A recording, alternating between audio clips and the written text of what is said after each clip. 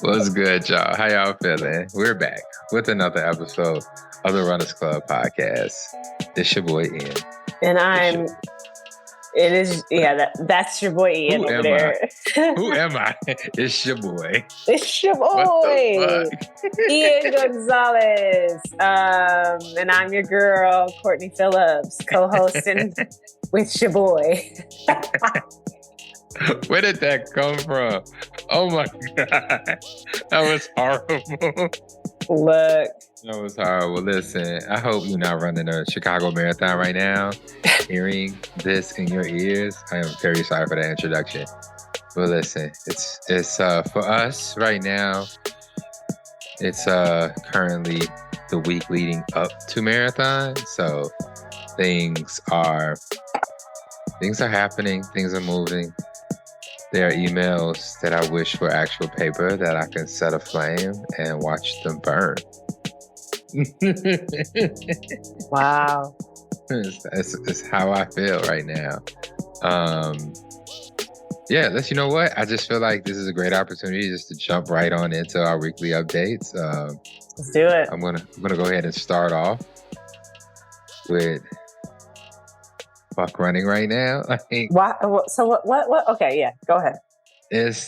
Listen, I'm doing Toronto. Okay, shouts out to everybody who's running Chicago right now. If you listen to us before race day, fucking kill it. If you just pressed fucking play as you were crossing the threshold on Congress and you're gearing up to run right up under Wacker Drive and you're wondering why you're not getting any positivity right now, I am fucking sorry. But keep going. Relaxly slow down a little bit because you're probably going too hot. Remember, you got 26 more miles to go. This is your first 0.2. Do not burn out in this first 5K, okay? Mm-hmm. Relax. Your Garmin is currently lying to you because everybody is there. Everybody's signal is there. Garmin is hella confused. It is not what it seems. No. Relax. Listen to your heart. Right. Yeah. Pay attention to that heartbeat, the heart rate versus your everything else going on in your Garmin, I'd say. This should not feel like the first lap at Track Tuesday where you moving, but you feeling good. You like, ooh, I'm going to get through this. No, relax. Treat this like the last lap at Track Tuesday. Slow the fuck down. But either way, this is my weekly update. So you're here, you press play. There's nowhere else for you to go. I am running Toronto. I'm running Toronto in 2 weeks, and my ankle is not ankling. It's not being the proper joint that it needs to be. It's not flexing correctly. It's a little bit painful when I step down on it. And I just feel like that's completely unfucking necessary. And I think it happened during a 20 miler last weekend. There was like this weird little step. I kind of like my ankle kind of rolled, but my ankle rolls like it does in it. And I usually I've gotten really good at adjusting it. I've never really sprained my ankle from a roll, but I think that's what's happening. I think it finally caught up. I went into that run not necessarily properly hydrated, which can cause minor tweaks to become minor injuries if you're not properly hydrated because things aren't lubricated, you know? And I've also stuck with the trend of said dehydration. So, you know, I'm not really doing anything about that properly, but my ankle is hurting a little bit. I did not run on Tuesday. I was supposed to do a speed workout. I got 2 minutes into that run. It was like, I'm going to LA. I'm gonna lift some weights today. Wow. I did. Did you stretch after? No. Okay. No, I did not. Did you drink water? Did you hydrate? I have been drinking water. Have I drank enough water? Okay. And that is the key, my friends. If you are listening to this before race day, that is the key to drink. You cannot just have some water. You have to have enough water. Okay. And you could drink too much water, which is wild. So what? Yeah. You can be over like you mean like you remember like some years ago, it was like a few years ago. It was some time ago. It was like in the news, like frats, like they considered themselves being safe, and so instead of chugging beer, they was chugging water. But then this person died They because they drowned. drank. They blood got too thin and their heart stopped beating. Is that what you're talking about? I'm not saying that extreme, but I'm saying you can go either way, and it could be too little or too much, and so you really need to find what's good for you. What's okay? What happens when I'm you not drink a too much doctor, so water? don't ask me. I don't know. I'm just No, saying you you can't just don't say want to these things. We have overhydrate as much as you questions. don't want to underhydrate. And Okay. I think there's signals that you can kind of monitor, such as like the color of your pee, things like that. Okay. Yeah. So there's a lot of theories around hydration going around. So I mean, definitely go with the researched, doctor subscribed information. Yeah, I'm Okay. looking this up. Signs of overhydration. However, if you suspect you may be overhydrated, look for symptoms like cloudy thinking, nausea, vomiting, muscle weakness, spasms, or cramps in head. That sounds like dehydration. Yeah, it's kind of crazy. What it like I don't know.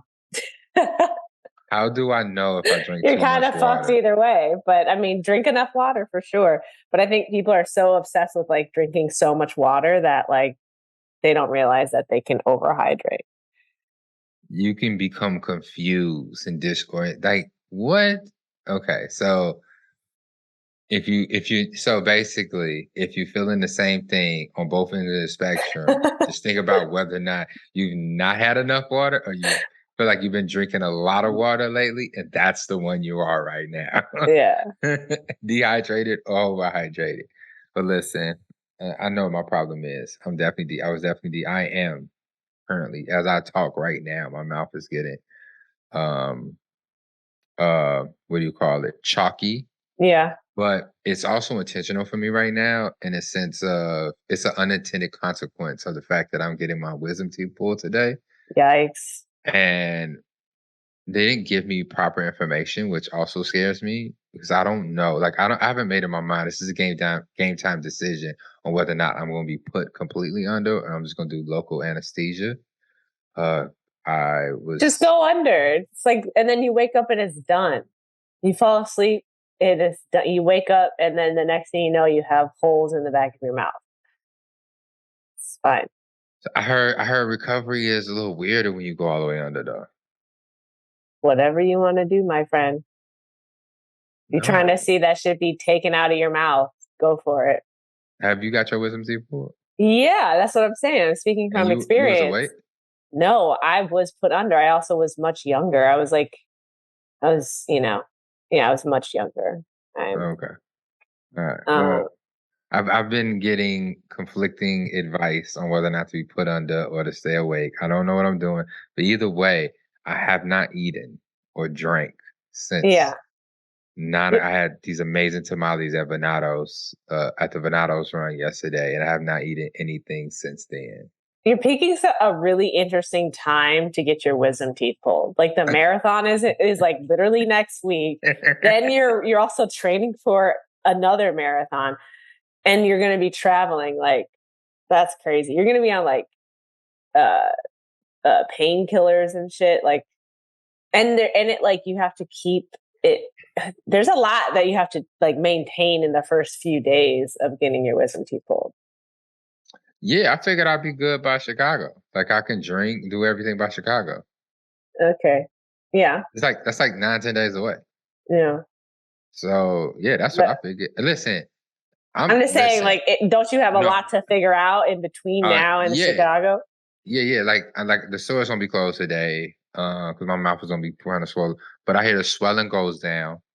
Uh huh. You know, I'll be like Kanye. I'll be spinning that shit through the wire for the next 3, 4 days. Wow.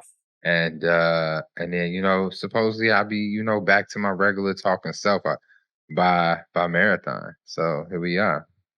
Well, we'll see how our podcast sounds next week. Oh yeah, next week it might be a little wild. Are we recording next week? Are we recording next Thursday? I mean, I I don't don't know. think that's possible. I feel like if we record next week, we got to record earlier than that because Well, logistics, by right? Thursday Right. I'm gonna And be you're in the still going thick to of be it. right. But my point is you can get your mouth wide open, cut wide open, and you trying to record earlier than Thursday. It's cool. It's logistics. We could talk about it when we're off, off the record. But at Oh this my god! moment in time, my lovely listeners, we do have a guest and I would like to bring them in. So I'm just going to cut this here and then we'll be right This is my week, folks. back. All right, we're back, and we'll get back to Ian and getting his wisdom teeth taken out. But right now, we have a guest. It's Dan Fitzgerald of Heartbreak, and this is really honestly a pleasure of ours. So, welcome in, Dan. How are you? Thank you so much, guys. I'm doing great. I really appreciate you having me on. Yeah. Love it, love it. And for those who don't know, Dan is the owner of Heartbreak. He is currently out in Boston, where Heartbreak has been birthed and brought to Chicago. Shouts out to Luke. Yeah. So what I recently learned was I didn't realize y'all had like 3 stores in Boston. Which one was the first store? Very first one was in the South End of Boston, and Okay. it was actually called South End Athletic Company. It wasn't called Heartbreak. We're in the South End, and we wanted something that my business partner and I ran track together, and we kind of liked the way the Europeans call track athletics. So it was sort of a play on that. But of course, everybody thought we were just a gym. Like a small running store called South End Athletic Company. I'm in the basement of our second store, which was the one that is at Heartbreak, that we called Heartbreak Hill Running Company. This one opened in 2012. The first one opened in 2009. Wow. Okay. Right. So I don't really know the landscape pretty well, but you're at the Newton location. That's right. Yep, that's the original Heartbreak location, but not the first store we opened. Got you. So you have more than one store in Boston. Okay. Yeah, so we have South End, Boston, which is basically a mile from the Boston Marathon finish line, kind of like right in the downtown area, one of the downtown neighborhoods. Newton, which is the second store, that is, about 6.2 miles from the finish line. We're almost right at mile 20, so 10K out from the finish line of the Boston Marathon. And then we have one in Cambridge, close to MIT, between MIT and Harvard on Mass Ave, which is like the major artery that runs basically from Boston through Cambridge. And then Chicago. Wow. I love it. So 4 stores. I had no idea. I just want to highlight the fact that I had no idea that there were 4 stores. And then heartbreak.run obviously is an important time. Me too. So the South End and the Newton locations, one is like placed well for the Boston Marathon. Both of them are. Was that like intentional when you were opening the stores? Or the first one, the South End is kind of like a cool, at that time, a little bit more eclectic neighborhood. It was a dining mecca in Boston and still is. It's just like a really cool neighborhood and part of Boston. And really it came down to like what we could afford. It wasn't, if you start looking around where retail is happening, right. For me, that basically means I can't afford a store there. That's code for that. So, trust me, so this is like a corner shop away from retail, in a restaurant area where people live, and it's not far from anything, but it's not like where all the big stores are or anything. So we just picked where we could, and we were kind of evaluating if we were from like Portland, Maine through Rhode Island, and like, where should we go? But my business partner and I always liked the idea of like playing ball in the city, like if you want to be in it, like be in the mix. So we saw this location and just thought it looked nice. And that got us rolling. And then my business partner and I ran track at Boston College, and that's just a mile up the hill from where I sit right now at our location here. So we used to run by this second location at Heartbreak, do workouts on Heartbreak, since college. And this was a ski and tennis store forever. And the coach had just let us know, like, hey, that ski and tennis store is gone. You guys ever think about putting a store there? And it was almost an opportunity we couldn't refuse. It's kind of like that's such an iconic place. It's like a highway for runners in terms of just training on Saturdays. So if it wasn't opening here, I don't know that would be anywhere at this point, because South End wasn't really killing it for us. So, well, now I'm curious, who is this business partner? Is it your wife? Is it like a fellow runner? It's the guy I ran track with.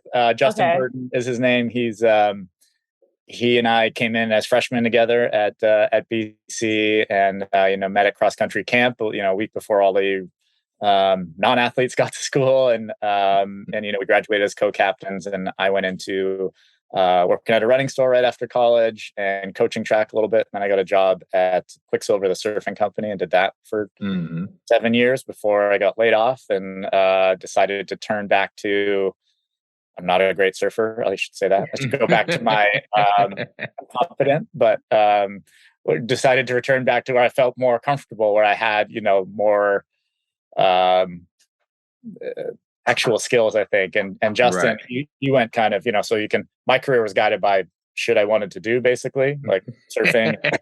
And Justin is in accounting, and hardcore finance accounting, went to Ernst & Young, worked his way up to mergers and acquisitions, and did all the things that I can't make myself do. If I'm not into it, I have a real hard time.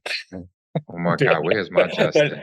But it's really those unique skills together where we have, sort of the same exact goals and drive, but completely different ways that we look at the world, but also, where it matters, we're the same, and where it matters to be different, we're different. So I'm very grateful to have the team we have still, even since 13 years now. So wow, that's legit. 13 years.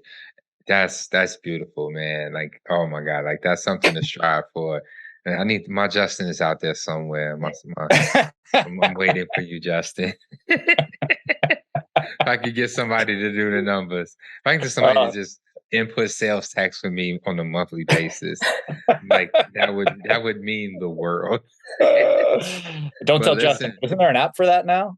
Oh my God, you think it is? Listen, I don't. That's a conversation for another time. That's another one. I don't want to bore people with the fact that Chicago sales tax is wild. Every time I look at orders, I'm like, whoa, what happened to that one? I'm like, oh, it's tax on Chicago. Yes.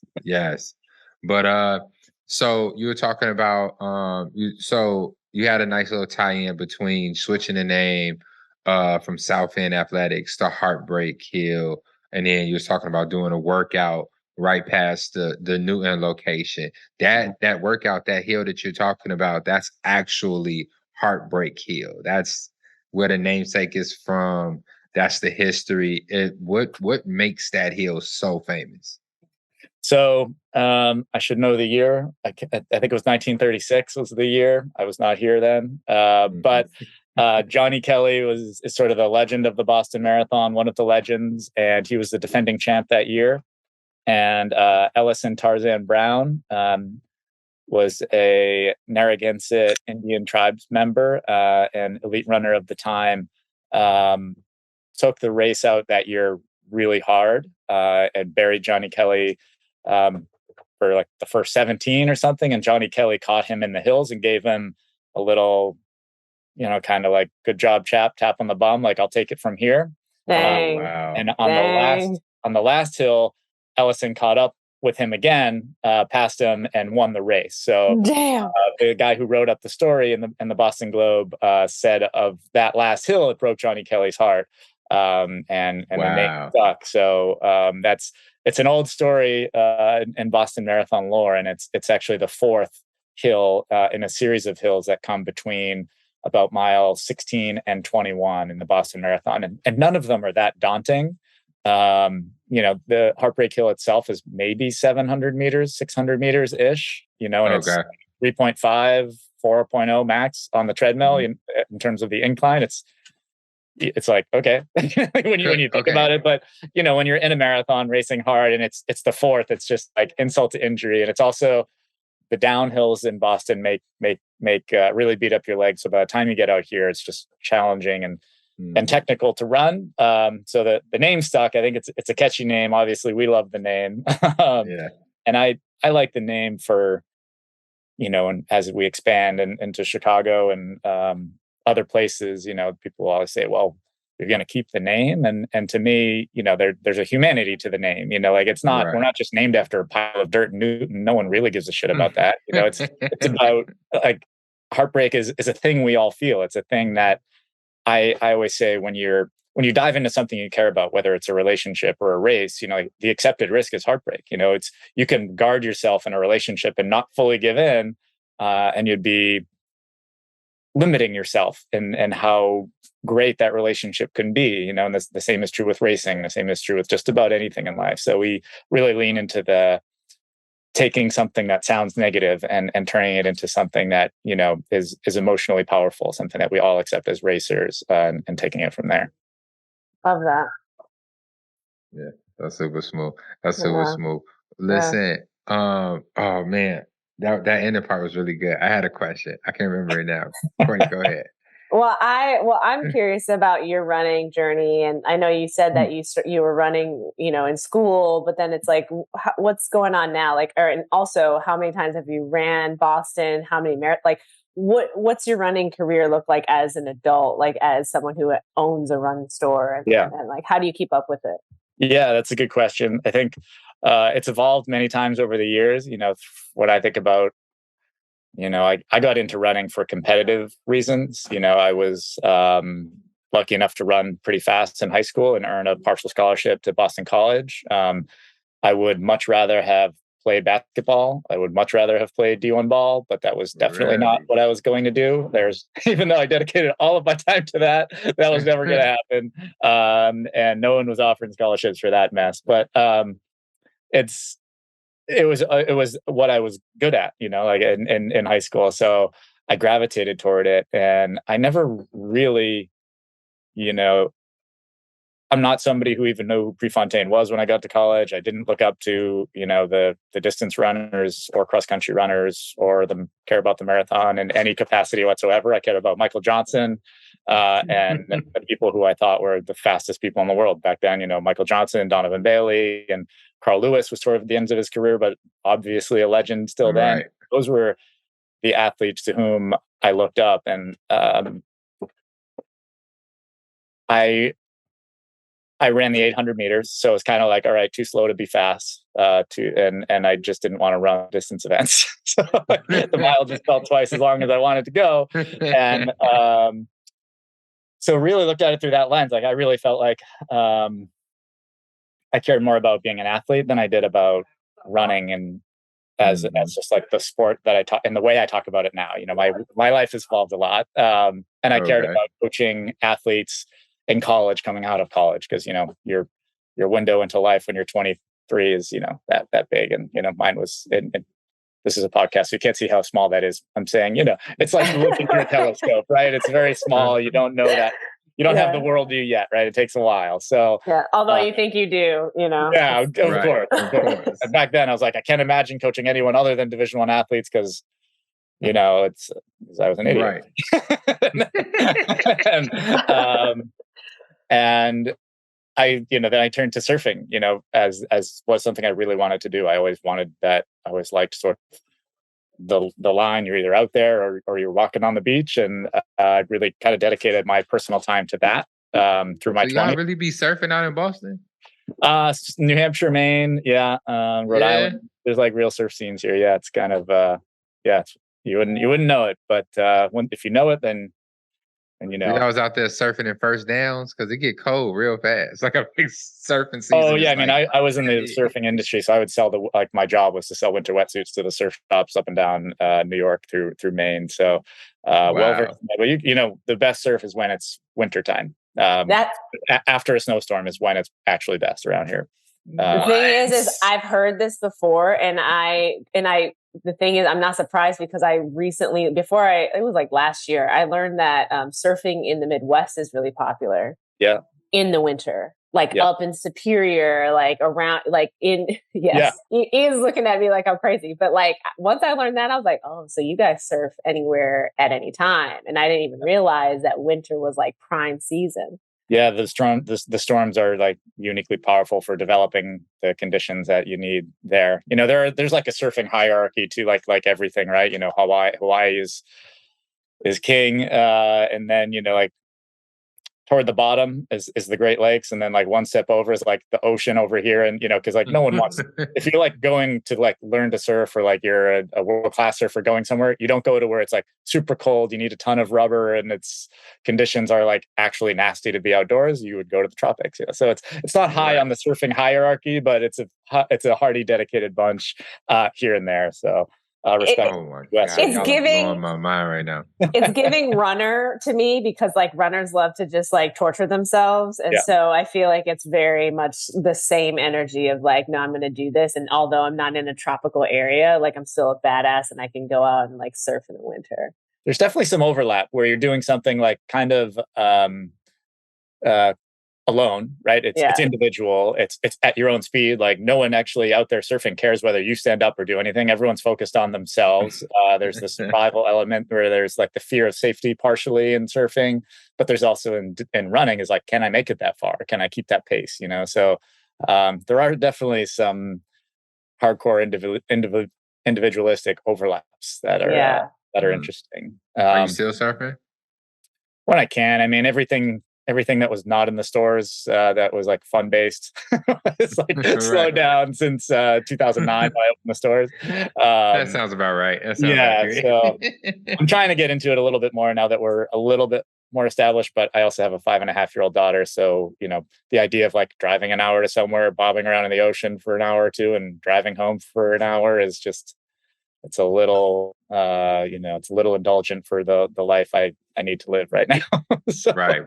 Wife to change the locks. Like, so it's all good though. I mean, when I can, I do, and it's good. But I think through the surfing thing, to answer your question, Courtney, like I wasn't a great surfer. Like I can surf, you can tell I'm competent, but running was how I stayed fit. I liked sort of the challenge of blasting through surf to get to the other side, to be able to surf at a beach on a heavier day. And the way that my sort of natural inclination toward fitness always came through running, so that would be how I would stay fit for that. And as an 800-meter runner, speed was always really, really important to me. Being able to say, for me, being able to self-identify as a runner, which I really didn't do until I was probably 35. I would be like a failed basketball surfer before I was. Wow, really? But I was more like just a person who runs, and that's still kind of like foundational to how we talk about our brand. It's just people. It's for people who run. But anyway, speed was always really important. So I'd always use a dose of that to stay fit. And then when we opened the stores in 2009, we introduced the first coach-led free speed workout to the city of Boston. And that's always been, it was Thursday nights. It was at 6:30. That's how it is now across the company. And would go do a speed workout and keep it pretty easy. I know you guys do proper sophisticated track workouts, and that's kind of how it is a lot of places now. But then I thought people might be afraid of it. So we started with just jog to the track. We did 3x200 was the first workout we did. Easy jog in between each one, and then a drill session after, full series of drills, and then 2 laps, jog the turns, thread the straights, and come home. And I was like, okay, if you hate track or afraid of track, like that's just enough. If you do something kind of like that, you'll get faster. Because I wanted to get the people who would just jog around 4 miles every day, or a few times a week, to understand that they need to like move differently, move faster in order to unlock potential and see things improve. And it doesn't take a lot, but it does take some dedication to the consistency of going fast and moving differently. So that was part of the vision of the store right away. And I've always sort of kept that for me personally. Like I like to go fast 1 day a week, even if it's minor. Right now my fitness kick is more just like do something every day. So I often end up doing, like push-ups and abs one day, and then pull-ups and abs the next day, and alternates, some sort of upper body routine. And then I'll either like run someplace and do that and then come back, or do that before. I have some kettlebells in my basement and then run. But my runs are anywhere from honestly 1 mile to like 1 or 2. Really? Most days a week. And then, like every Sometimes it's 4 if I have the time. Often it's like, okay, I have to get my daughter in 20 minutes. That means I have 20 minutes. It takes me 16 minutes to get to and from the park. So I have 4 minutes to do pull-ups. So I can like go do some, take a break, and get back, and then get in the car all sweaty and go get my daughter.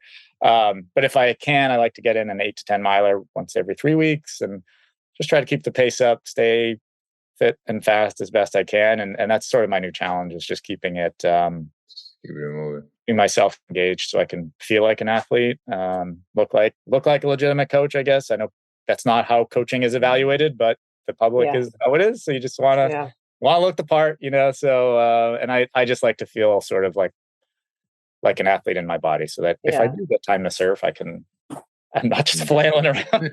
I'm ready to move, I resonate with that, and I appreciate your honesty, because that is where I'm at right now too. And I like where I'm like, if I can get in a mile or two, and I'm like getting in like my squats, my like single leg, like isolated movements as well, like I'm like inching toward improvement versus like killing myself and then feeling like I can't come back the next day. Right.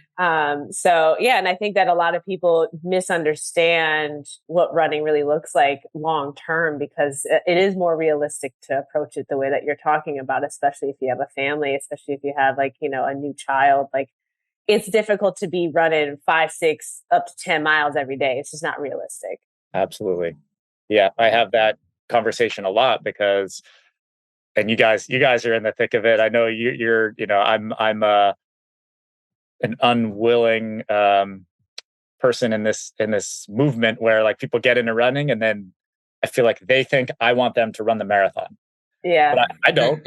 I don't care about the marathon. I don't want them to do that at all. Like, I coach to that because it takes a lot of instruction to get someone through it safely. But if you hear me talk about the marathon, I'm not talking to you to say I wish you would do it. I'm just helping these people who are doing it do it. And my running is very different from what I'm prescribing, because people are signing up for the marathon. I'm helping them do that. But my running is very much about like you're saying, it's about longevity and health and personal wellness for me. It's not something about my running is that you don't really hear me talk about it unless you're asking about it. Like, I'm not doing any races. I try not to do any races. I don't like racing. It stresses me out. It brings out the highly competitive person that I generally am, So if I don't do it, I'm more chill. That's all. If I do it, then I'm like, well, I need my hour-long warm-up. I need to eat well the night before. I need to think about the workouts I'm doing, rather than just being like, I'd rather just run a mile, do some pull-ups, do some strides, and feel fast and enjoy everybody else's work, rather than,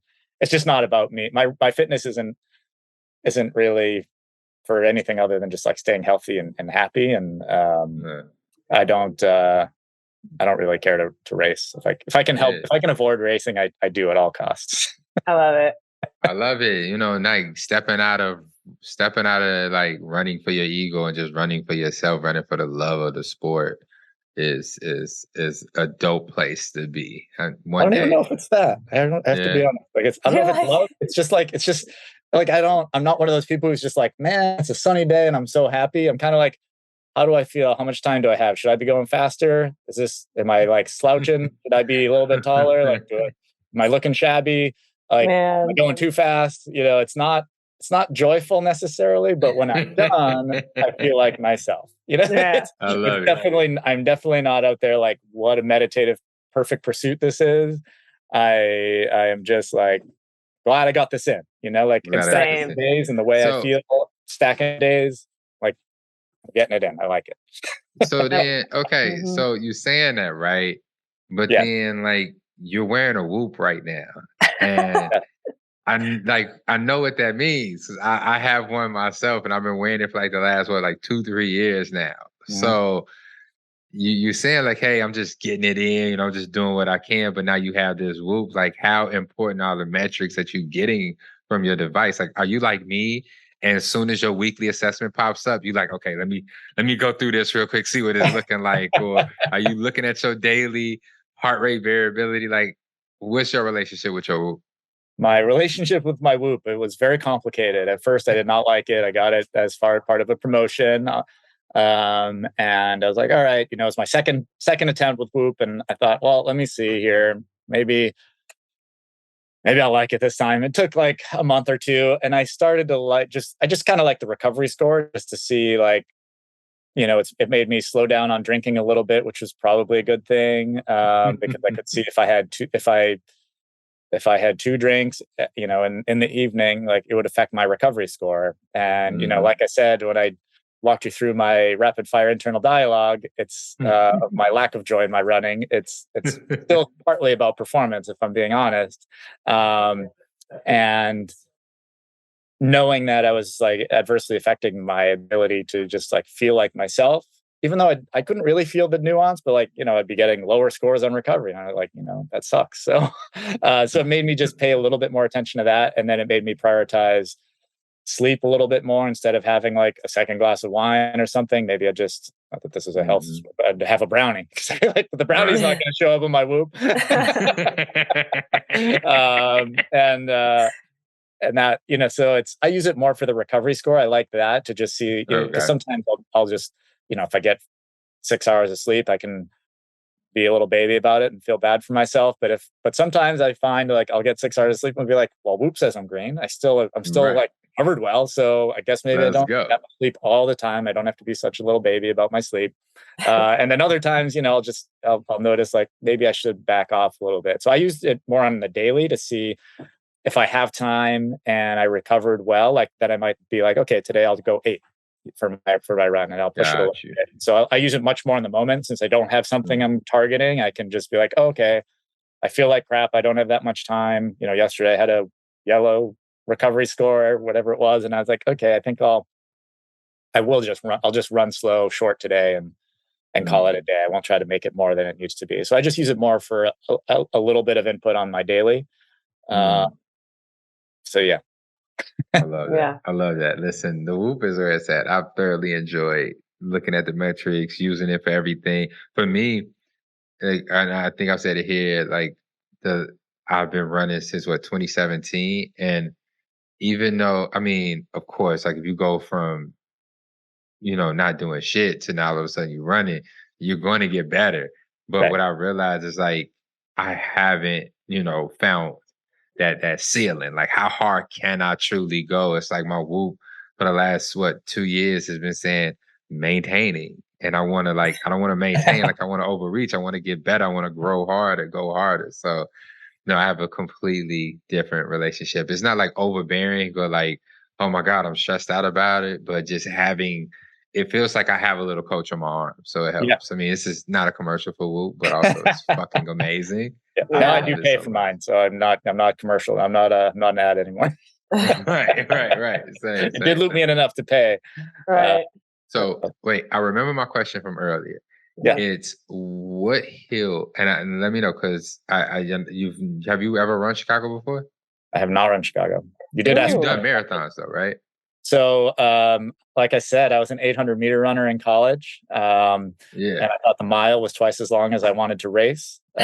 So you can imagine my marathoning. I don't love the race as an athlete personally, and I have run it. After the bombing, I said, in Boston, I said, I got to be in this next year.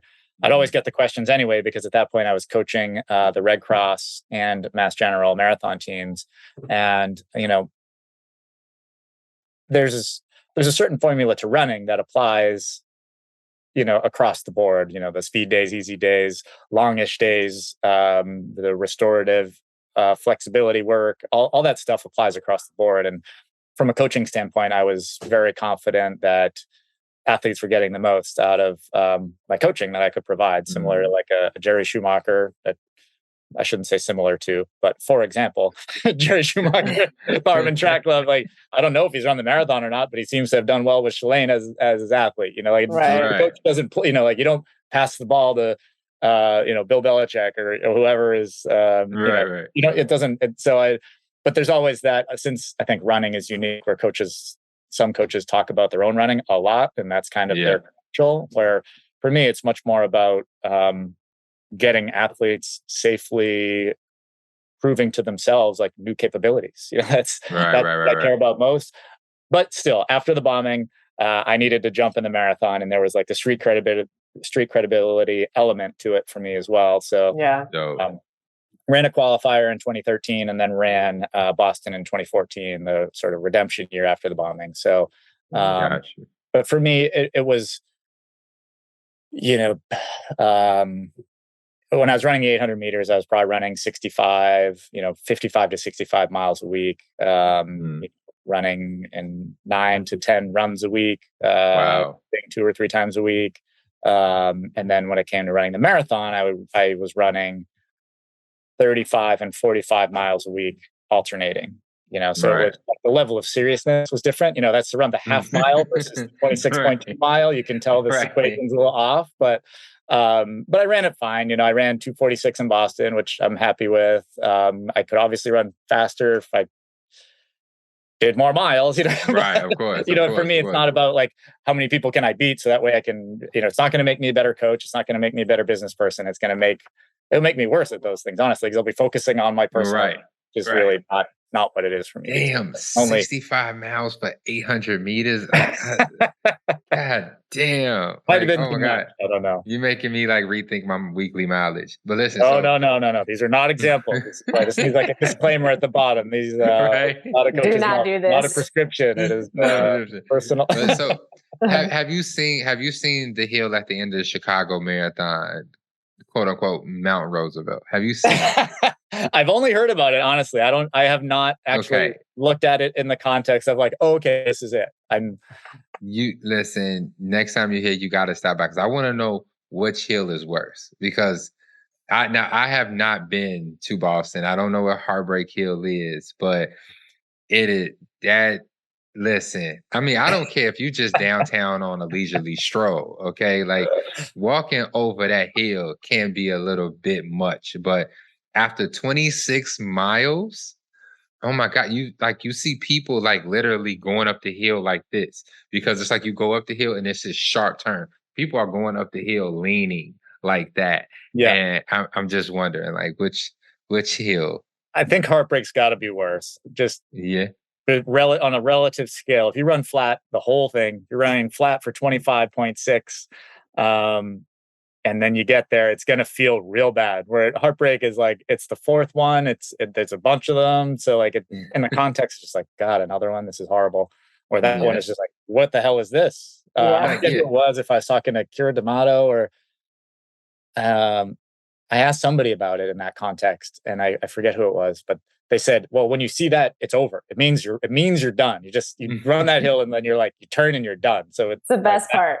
This athlete liked it. They're like, you see it and you're done. So like, it's not even a thing. I don't even worry about it. It's so wild because you don't see it coming.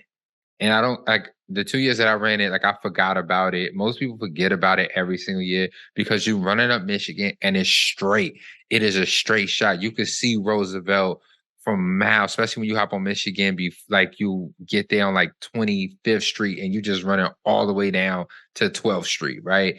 And it's like you're just going, the crowd is there, and you make this sharp right turn. And it's like no time to prepare. Because as soon as you make that turn, you're on the hill. You're going up this hill. It's already happening.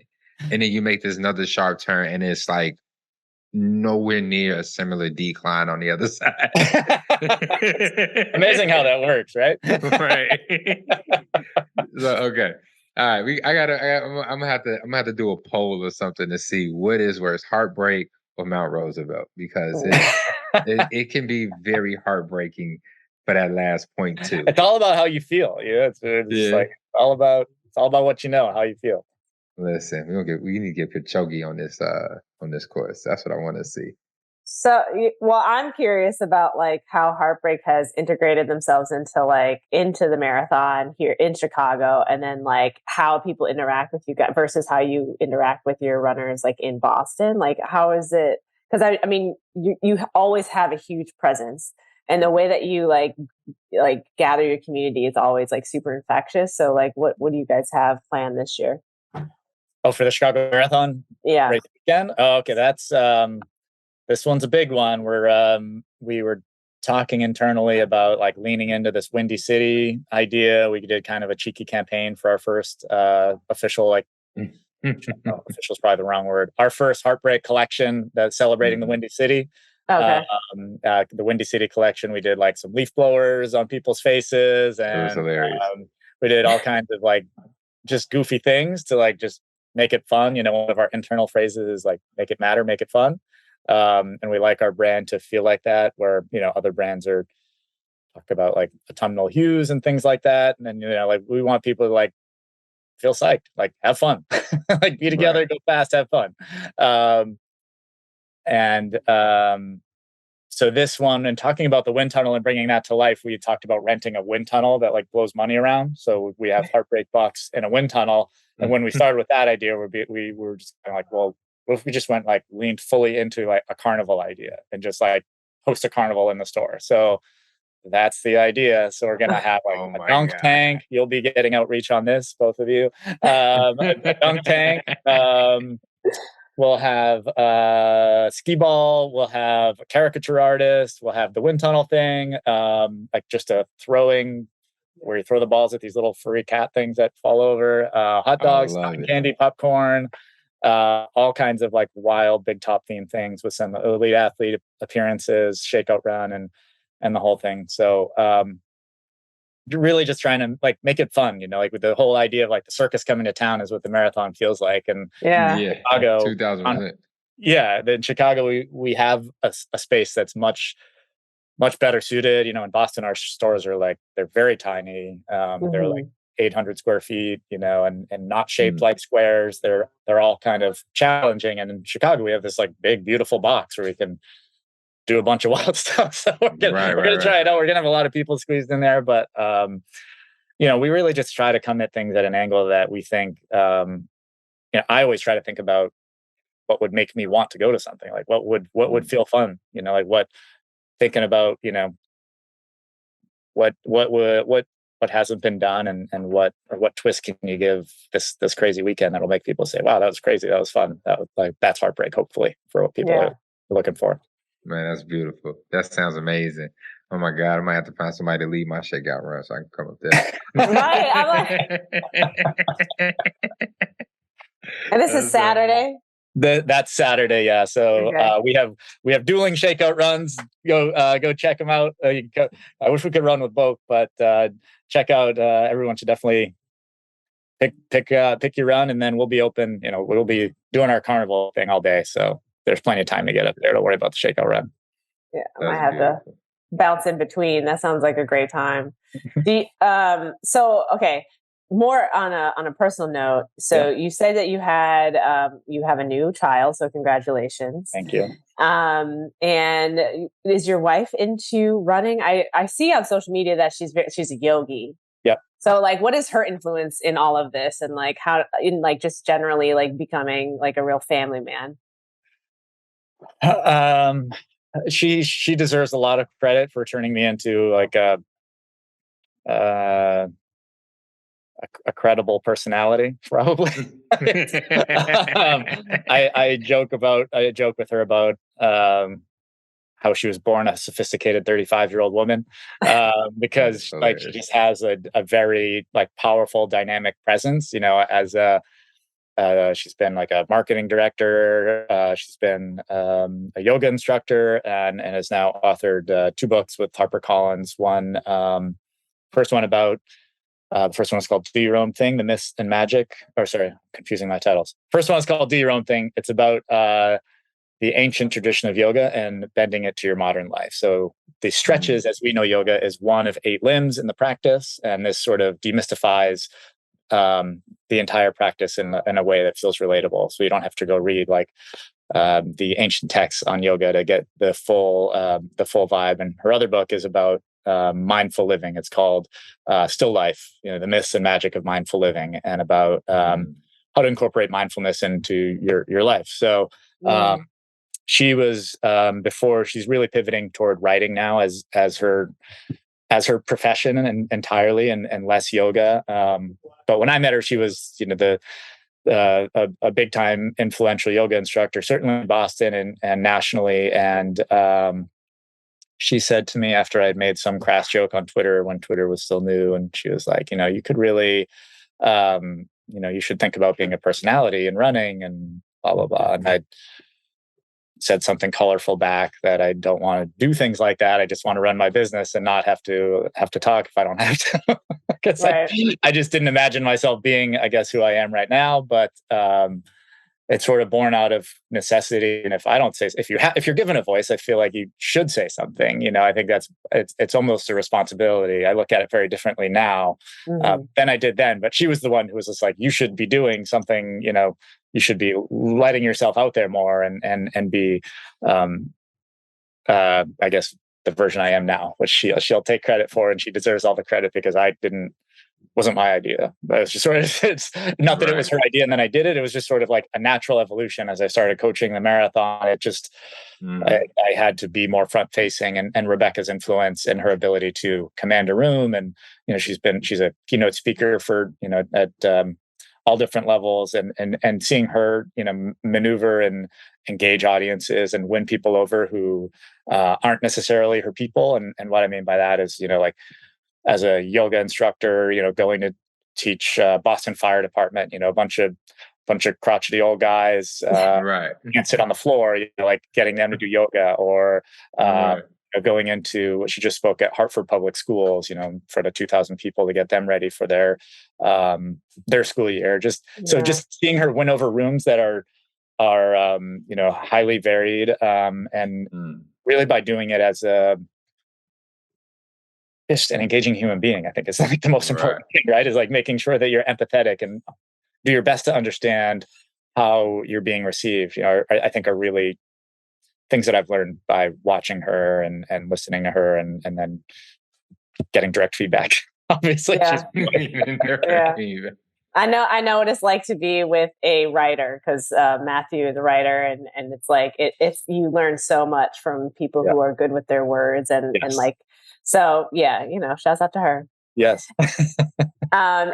So what's your kid's name? And Edith. Her name is Edie. Edith. Yeah. Okay, Edie. Oh, cute. Is she into sports? Are you like? Is it active? Like, is it an active family? It's a very active. Rebecca and I get our exercise in every day, and Edie knows that. She did tell me she played soccer yesterday. She's in kindergarten now, so they played soccer at PE. Mm-hmm. She's very athletic. She looks very sporty. Whenever I see her legs, I'm like, she looks like an intimidating little athlete now, but she doesn't really care. Like, she was very competitive and she wants to win everything, but she hasn't found a sport yet. Like when we did have her in soccer a year ago, like last spring, she would just kind of run, we're talking about 4-year-old soccer, right? The kids all run around the ball, and that's basically it, and chase each other around. But she would be like near the pack, so it looked like she was playing. And if the ball went by her feet, like it was like her feet were in cement. She would like zero attempt to touch the ball, like nothing. And she's like strong, fast, like she's. But she could not have cared less. Actually, she was just like wanted to participate. But I'm just here. So, she's like, I'm here for vibes. Okay, yeah, totally. And then like the second it was over, she's like, "Can I go to the playground?" And she was like, "Love running and climbing." So I don't, I don't care what she does as long as she's happy. And I always. Rebecca makes fun of me because I said, I hope my child, before we had kids, I would say stupid things like, I hope my child doesn't know that I ran, because I don't want them to feel like we're competitive or like I care what they do. I don't, obviously there's like family histories where people like choose the same sport over and over again, and great stories. Some of them are great, but there are also those stories like, well, my dad loved cross country. I earned a scholarship to college. I saw firsthand, and then they're like burnt out by sophomore year. They've been winning races since they were 10, and I don't want my daughter to be in that position. So whatever she finds, if it's art or music or math, I don't really care. But I just want to make sure there's no pressure for me about choosing running, even though I can tell she's fast. I love that. I love that. Oh my God, raising kids. Wow, like Julius, like too late. It did not rub off on him. I tried to get him in cross country. It was the worst time of his life. August is for it. August is like he ran 1.2 miles. It's part like because And I forgot his stroller. I don't know what I was thinking. It was doing our recovery run Wednesdays. I forgot his stroller. Worse than that, like he was in Crocs. And so like I had this run I had to do, and he came with us, and he was excited because usually he doesn't get to run with the group, and he's always mad. Like whenever he would come, like Gumbo was when they was running from the store, they would come. He'd be so excited to have everybody there, and then he'd be like excited about the run because he knew it was about to happen, and then they would take off. He'd be so mad that he could not go with them. So he was happy. He ran like in Crocs, like a mile, a little over a mile. That's a lot of running for a kid. 1.2, it's solid. Listen, and he kept going. He fell for a minute where he almost lost it. He almost lost it because he like tripped and he fell. He popped right back up. He kept running. He got like a few steps. He was like, I just need a minute. I just need like I just need a minute. I need to stop for a minute. And so he stopped and he walked and he got himself under control. Then he took off and he was running again. But he was like ready to cry for like 2 seconds. And then I ended up carrying him on my back for the last like mile back to the store. Honest work for you, Dad. Listen, honest work for me. He loved that just as much, getting the piggyback ride from his dad. But it's like, like I said, there's no pressure. Like not like you say, there's no pressure getting him to run, but just to watch him be excited about stretching with me or going on a run or being in the stroller doing my long runs because he's been part of my marathon training and stuff like that. Like it's pretty cool to see him gravitate towards it. Yeah. And stuff. But I just hope, I pray to God that I'm not that parent that just like, got him up at 5 a.m. with my stopwatch, I'm not timing like that. I'm not doing whistle in hand. Yeah. Listen, I have no idea. I know it's there. I have the propensity. Like I do too much. That's my baseline. So we'll see. That's awesome. Before we head out, because we're like getting close to time, I also am curious about your team and how you built that out a little bit with Heartbreak to bring it back to the store. Because I know like we shout out Luke and everything, but like how big is your team? Because the things that you all are able to accomplish makes it feel like you are like a huge team. And so but then at the same time, I'm like, it feels small and mighty at the same, Right. so what's the inspiration there? And like, how do you kind of build your team?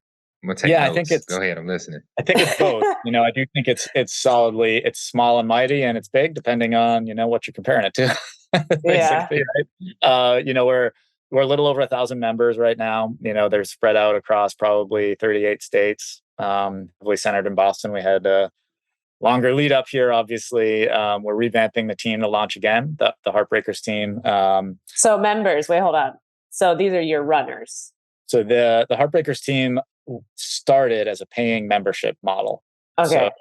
So with that, there are layered in lots of free runs where people can show up, run for free, not even know there's a paid free team option. But basically the Heartbreakers team started out of, I was coaching Mass General and Red Cross, and I don't even think I was drawing a salary from the store at that point.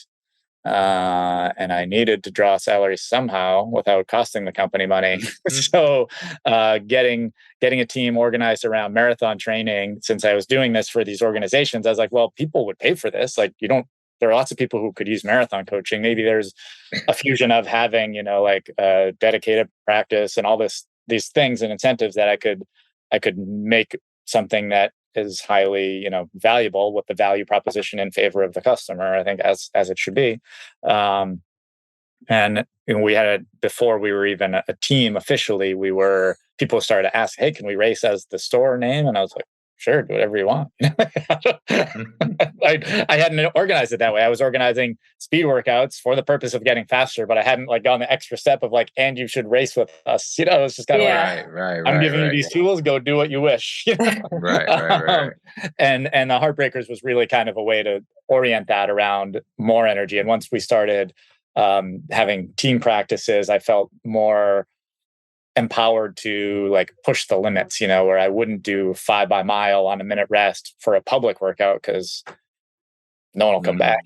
But when people were paying and engaged and trying to get faster and faster, it felt like I could unleash sort of the more Division I style cross-country training on them in the fall and orient it toward marathon. The training at that level is pretty darn similar. So, I think the team's orientation has, we had a few different mottos over the years. I used to make a new motto for every year. And one of them was, I think, run hard, do good. So for me, it's always about starting with people come to us, I think, wanting to improve at running. And like we give them hardcore skills on that side of it. And then with that power, I like to make sure that we're orienting ourselves toward community good and when we can, so it's really oriented toward you discover running and then you decide you want to commit to it a little bit more and get faster. That's, I think, where the Heartbreakers come in. But we have all these other free services and events, and most of the things we do are free. Like most of the highest powered things we do are free, so that people can experience what it's like. But then, if you want to be able to ask me personal questions about your running, you want a weekly dedicated newsletter, you want a singlet and race under our umbrella and sort of represent what I said at the top about like the commitment to love and racing and the accepted risk of heartbreak, then we have the team for that. So it's scaled more now toward digital services, email, community forum, workouts, and then a lot of events locally that tend to be free, so it's oriented around the marathons too, so it's obviously very Chicago Marathon focused. Before I went to Chicago, I was coaching people for the Chicago Marathon for years. Through different charity organizations. So propping up there just gave us the spots, and I was like, and now you can go to practice there if you're training. Right. So that was helpful. But I think the core value of the Heartbreakers in terms of like how I oriented it, like was embedded in, how I oriented our very first session, which was like taking the toolkit that I had and have, further developed obviously since 12 years ago, to make people faster from wherever they are, I think the other part is when I think back to my experience as a collegiate runner, and you can hear it sort of in my obsession with when my runs aren't all just casually looking at the birds and trees and stuff, they're more performance oriented. There is, I think, a lot of joy removed from running for me in the process of trying to be an athlete at the college level. But there were a lot of joys that came with it, like the team itself, like my friendships and the people around me, and the skills I learned. So really trying to create an environment that's welcoming, that anybody at any speed can be dedicated toward getting faster and want a supportive community. We had that's the goal. And then, making it fun and making it matter, orienting ourselves as a collective around little things, like not a little thing, but like getting people to vote, like how can we affect it? Not overdoing it, not underdoing it, but like making sure that we're leaning on the things that matter, when we can, but also knowing that people are oriented toward training, and those are kind of the things that we've built upon, and then figuring out how to make it fun. So I think one of the major pieces for me is like you got these people, they're listening. There's a lack of community out there in the world. I mean, I think that's why we're together in this podcast, right? Is like we've all created community, different places over time, and I think part of the reason that the running culture is thriving is because of the lack of community other places. That you don't. Other institutions are challenged or aren't gathering the way they are. And I think fortunately for us in the running community, like there's opportunity to reach people and improve people's outlook on things, and by just being together. Well, 1,000 members, I didn't realize, because when I was thinking of teams, I was thinking of like the team you work with behind the scenes with Heartbreak, but like going into the team, like your actual running team is also something that I feel like it's like, I had no idea. So yeah, you guys are definitely not small. So that's a lot. That's a big group. So that's really good to know. And for people who want to like sign up, and you're saying that they're, primarily across the United States. Is that correct? Yeah, we got a couple international, but our hub cities are Boston, Chicago, but you can get services everywhere. The whole point is to like deliver training training. I was chatting with a gal in Florida, in the safe part of Florida 2 days ago, about like how to hone her training for Chicago via our Coach Live Q&A. So yeah, it's national. It's currently closed. We're gonna reopen it again because we just adjusted the price and are making it a lifetime thing. It used to be an annual subscription. Now we're gonna make it a lifetime thing and tweak it a little bit, so that it's so the program will be cheaper over the years for people, but it should be open right after Chicago Marathon once we can get our head together. Okay, so with that being said, what about the team, that's actually running Heartbreak day to day? Like how did you create that? I know you said your partner is all about the finance aspect of it, but like, Luke, he's running the Chicago store. So like, how are you, like, how is that? Yeah. So, and that's building a corporate culture, I think, is something I have absolutely no experience doing. So I just feel very fortunate with the team we have. Like, people like running. It's an aspirational lifestyle. It's not just like a shovel company or something. We're selling running shoes and working with hot brands, and then we bring an attitude to what we do that we hope resonates. I'm sure it resonates with some, and some people are maybe repulsed by it. I don't know. But, some people seem to resonate with it and like it. And because of that, when we're looking to do a major move like Chicago, we had chatted with a friend who lived there, and he was a potential candidate. And then he bowed out, and he said, well, talk to Luke. And, Luke had experience with Nike Plus Run Club and on the agency side. And those are things that, bring certain skills that I knew would be helpful, and worked at Edge also. So, there was he felt well connected, and he's worked out really, really well for us beyond our hope. And he's just, one member of the team, but he is our real Chicago executive, in charge of all things Chicago. And then we got lucky with Kev, and he's a really incredible creator, as I know you guys know, and everybody knows. Anybody who looks at running photos knows Kev's really great at that. And we got lucky there again. He started working for us and said he could do some shoots, and Luke taught him a couple things, and he came with a heavy set of skills as well. And I think it's just getting talented people and offering them opportunities for growth, and hoping they stick around, but also knowing that many won't, and that's okay too. You got to make room for newcomers. And I just feel lucky about our team. That just feels like straight up luck. Yeah.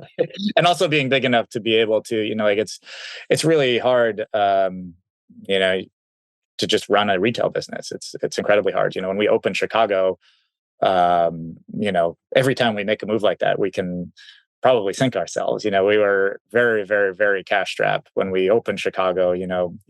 The pandemic actually helped our business, which is, it's not embarrassing to say, it's a fact. We had to pivot toward, but I hate to, that's not to skirt over, the loss and death and challenge to, so many communities around COVID. But from a business perspective, it made us by necessity focus on the web, which we had never really done. We were always just kind of like, well, we suck at the web. We're not going to compete with Amazon, so screw it. But we had to do that because we didn't have another option. That helped. So we're in a better position than we were when we opened in Chicago. So, we're just lucky to be able to, I feel like, keep doing what we do. I think that the early days of not paying myself and, having I think when we still had 3 stores in Boston, there were still years where like, should we do this anymore? Maybe we should stop. Or, it was right before we opened the Cambridge store. I was like, oh my God, I can't do this to myself anymore. It was like 5 years and maybe 6 years, still having a conversation with Rebecca and saying, I just don't know if I can do this. So it took a while. So to be able, and that feeling never goes away. That never feels far from me. This is triggering. It's to be able to like retain people and have people excited to work here is like, it's a dream. So it just feels like luck, to be honest. It's a long way. Yeah. That's love, Yeah. man. That's awesome. Yeah, I appreciate the honesty there too, because it's like, yeah, I mean, it's like it takes so many years to get comfortable with kind of honestly being uncomfortable. Yeah. Because even every time you get to a place of like stability, there's an opportunity for growth, and Right. then you grow, and then you have to get used to that new standard. Right. It's a never ending cycle. It's really wild. And I know, Ian, you're saying you're triggered. So I already know there's a lot of feelings about what Dan just said. Yeah. Yeah. Yeah. Listen, I was filling out some paperwork for a company, and I hadn't looked at my overall numbers for my fiscal year, which I decided was in September. And I was like, oh, that's how much I made in over a year. It was less than I made last year, but it was a lot more than what I was telling myself. I was like, thank God. That's good. That's a good feeling. Because what, like, I want to say what, March?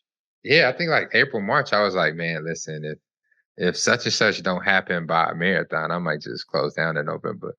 Like that's where my mind was at, and it's like, yeah, like now it's like, fuck no, I'm not closing down. Yeah, it takes a lot. I mean, it takes so many. It takes a lot of. One of the things Justin and I have realized, just nobody hands you anything. Like people have advice, but unless they've done it, they don't really know. And even if they have done it, it's not the same for you as it was for them.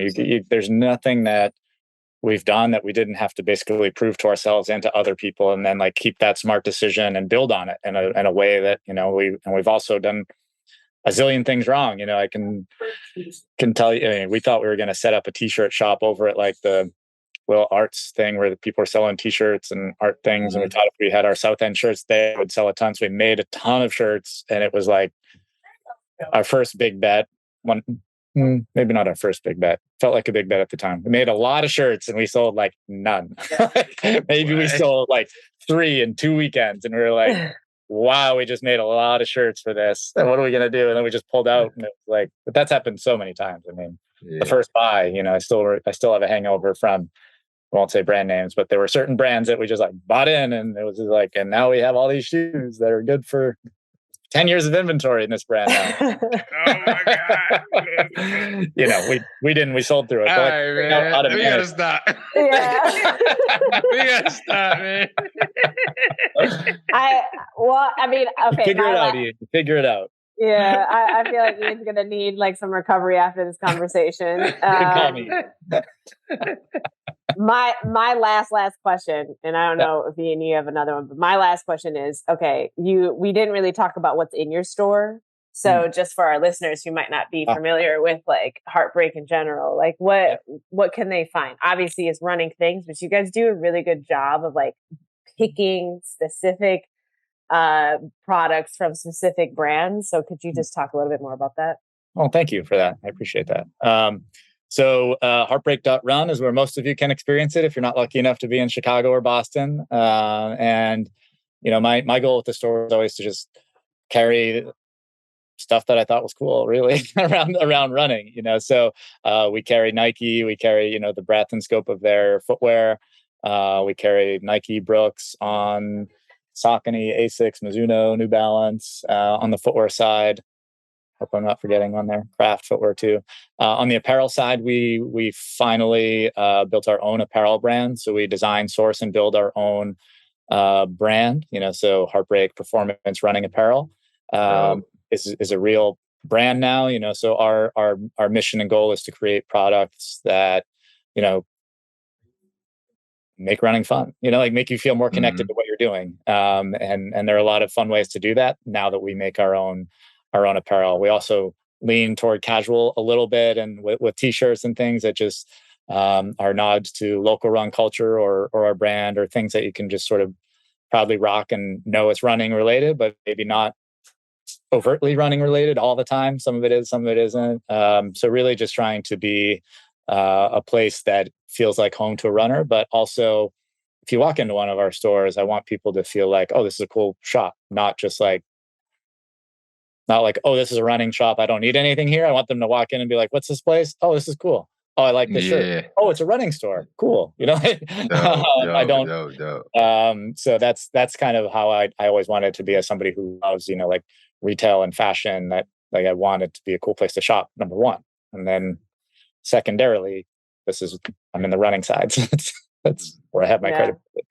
It's definitely vibes. And it's like, I specifically really love running stores more than even just like going into any like big brand retail shop, like when I'm looking for running gear, because like you're entering into the culture when you walk into a run store, and like the people who are helping you know exactly what you're like kind of going through, and like can actually speak to your needs versus like, oh yeah, these shoes just came out, they're over there. Right. You know? Right. So I think, you know, running stores are just really special, and like the running community in general is special. And it's like the stores and like the way that we shop is like an example of that. So I think Heartbreak is like quintessential in all of that experience. Thank you. I always forget we do video gate analysis and all that stuff too, when you need to be like properly fitted for shoes. That's just how we sell shoes. I forget to talk about it, but people always sometimes think like we just sell stuff like a Lululemon or, you know, just like a brand, but you know, there's the high level customer service that's expected at a running store. I just look at that as like kind of leveled, like that's, if you're going to call yourself a running store, you got to do that. And then we do all that other stuff too. Love it. But thank you. Listen, I'm super happy to have gotten this hour with you, learn a little bit more about Dan. Ian's cup is full. He's leaning back. He's like, wow. I'm good. I'm just gonna be I'm going to get my surgery in about 50 minutes now. And I'm just gonna be playing this conversation back in my head as they're yanking teeth out of my face. So well, you can call me anytime. You got my number. You know that. So yes. And I just want to say, you know, thank you to both of you. You know, Chicago based and now LA based, I guess, Courtney. But you guys have always been you've been a part of what we've been doing since our first party ever. So I so respect and appreciate, you know, what you guys bring to the community, and I think it's aspirational for any running group to look at what you guys are doing and see how to do it authentically, you know, in service to a community. I think it's exemplary, and I'm grateful for you having me on. Of course. Thank you so much. Yeah. Thank you for joining us. Thanks, guys. Yep. All right. Peace. Oh my God. Oh, my back feels weird now. Ian is stressed. He said, wow. Like, you just don't never grow out of that thought process, huh? That's wild. Yeah. Oh my God. I mean, it's like, I don't even have a run store, but like, I feel like it's a common thread. It's like a through line with all entrepreneurs of just like, it's uncomfortable. Yeah. It's like, what the fuck? Yeah. You know what the fuck? Like, but it's okay. We're going to make it through. I'm going to make it through. You know, one day I'll be on my own payroll and we'll be in a good place. Everything you say was very inspiring, I have to say. And like, I just really appreciate, it's like, because we've known, because Dan mentioned, like, we were there at the opening party of Heartbreak in Chicago. I was there, but I had no idea that it was a grand opening party. Yeah, I think I didn't. I feel like I might have known. I don't know. I feel that. But I remember the first time they had an event. I had no idea that was the first time they was open. I got there and was like, "Oh, you guys, this is the first day. Yeah. Great. This is amazing. Glad I'm here. Happy to be here. Always been here. Yeah. So, so it is just kind of wild to have been there, to have like experience a lot of the Heartbreak events. Yeah. You know, they always do it up, and then to, you know, we've gone through so much as individuals, like in the running scene from that moment to this moment. And so having Dan on now, like I wouldn't have wanted it any other way. I feel like, you know, it's just really great timing. I love that. That's awesome. It's awesome. I don't know what else to say. Yeah, you're thinking about your wisdom teeth surgery. Yeah, I'm done. You're like, I gotta go. My mind is fried. I'm fucking starving, Courtney. I am so hungry and emotionally drained. Okay, I am emotionally drained. All right. Well, let's just end it there. There you go. Another episode of the Runners Club podcast. Thank you for joining us. Don't forget to follow, subscribe, comment, send in your listener letters, share.